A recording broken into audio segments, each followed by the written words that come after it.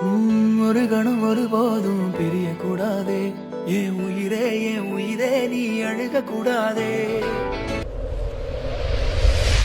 குண்டு குழிவான் சிரிப்பால வித்து பிடிக்கும் நினைச்சால, அவ பார்த்தால பத்துக்குமே சிரிச்சால சிக்குமே, உயிர் மேல கீழே வந்து ஊஞ்சல்லாடுத. இது தாண்டா ப்ரப்போசல் அப்படிங்கிற மாதிரி தான் இருக்கு இந்த சூப்பரான ப்ரப்போசல் பார்க்கும்போது.